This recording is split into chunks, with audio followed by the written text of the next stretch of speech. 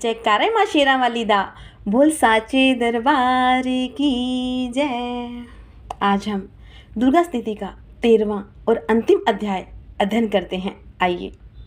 जो उदय काल के सूर्य मंडल की सी कांति धारण करने वाली हैं, जिनकी 4 भुजाएं 3 नेत्र हैं, जो अपने हाथों में पाश वर एवं अभय की मुद्रा धारण किए रहती है, उन शिवा देवी का मैं ध्यान करती हूँ।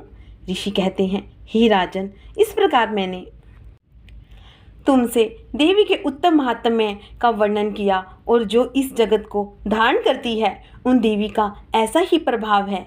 वे ही विद्या ज्ञान उत्पन्न करती हैं। भगवान विष्णु की माया स्वरूपा उन भगवती के द्वारा ही तुम ये वैश्य तथा अन्याय विवेकी और जन मोहित हुए हैं और तथा आगे भी मोहित होंगे। महाराज, तुम उन्हीं परमेश्वरी की शरण में जाओ, और आराधना करने पर वे ही मनुष्यों का भोग स्वर्ग और मोक्ष प्रदान करती है।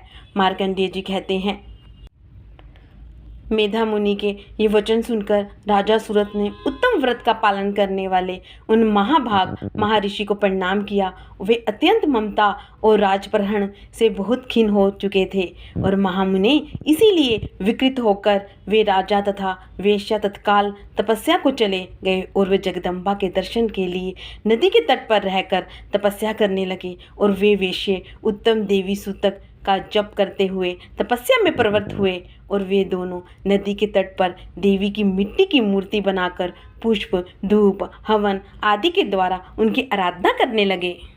उन्होंने पहले तो आहार को धीरे धीरे कम किया, फिर बिल्कुल निराहार रहकर देवी में ही मन लगाए और एकाग्रता पूर्वक उनका चिंतन आरंभ किया। वे दोनों अपने शरीर रक्त से पोषित बलि देते हुए लगातार 3 वर्ष तक संयम पूर्वक आराधना करते रहे, और इस पर प्रसन्न होकर जगत को धारण करने वाली चंडिका देवी ने प्रत्यक्ष दर्शन देकर कहा, हे देवी राजन तथा अपने कुल को आनंदित करने वाले वेश्ये, तुम लोग जिस वस्तु की अभिलाषा रखते हो वह मुझसे मांगो, मैं संतुष्ट हूँ, अतः तुम्हें वह सब कुछ दूंगी। मार्कंडेय जी कहते हैं, तब राजा ने दूसरे जन्म में नष्ट न होने वाले और राज्य मांगकर इस जन्म में भी शत्रुओं की सेना को बलपूर्वक नष्ट करके पुनः अपना राज्य स्थापित कर लेने का वरदान मांगा। वेश्ये का चित्त संसार की ओर से खिन्न एवं विकृत हो चुका था, और वे बड़े बुद्धिमान थे, अतः उस समय उन्होंने तो ममता और अहंता रूप आसक्तिता नाश करने वाला ज्ञान मांगा। देवी बोली, राजन, तुम थोड़े ही दिनों में शत्रुओं को मारकर अपना राज्य प्राप्त कर लोगे। अब वहां तुम्हारा राज्य स्थिर रहेगा, और फिर मृत्यु के पश्चात तुम भगवान सूर्य के अंश से जन्म लेकर इस पृथ्वी पर स्वर्णिक मनु के नाम से विख्यात होगे। और वेश्यवरे हो, तुमने भी जिस वर को मुझसे प्राप्त करने की इच्छा की है उसे देती हूँ, तुम्हें मोक्ष के लिए ज्ञान प्राप्त होगा।